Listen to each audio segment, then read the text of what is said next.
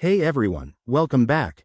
Today, we're diving into a straightforward guide on how to send Bitcoin from Bitmart to Metamask in 2025. If you're new to crypto or just want a quick refresher, this step-by-step tutorial will have you transferring your BTC smoothly and securely.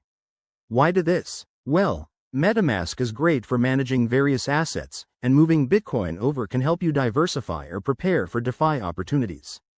But remember, Bitcoin and Metamask don't always play nice directly since Metamask is primarily for Ethereum-based tokens.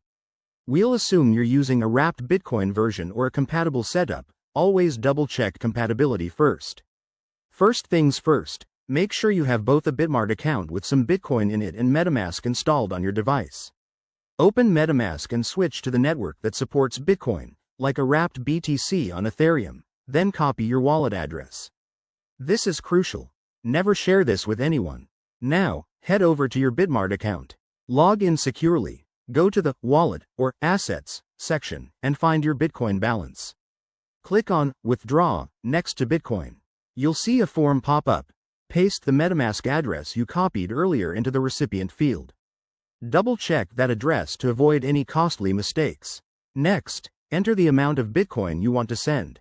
Bitmart will show you the network fees, so keep an eye on those. They can vary based on blockchain congestion. Once you're happy, hit Confirm and verify the transaction with any 2FA or security codes. Sit tight while the transaction processes. It might take a few minutes to an hour, depending on the network. A few quick tips.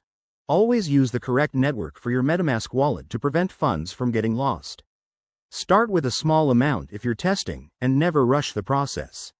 If you run into issues, check Bitmart's support or community forums. There you have it. That's how you send Bitcoin from Bitmart to Metamask in 2025.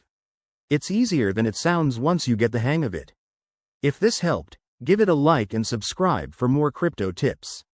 See you in the next video.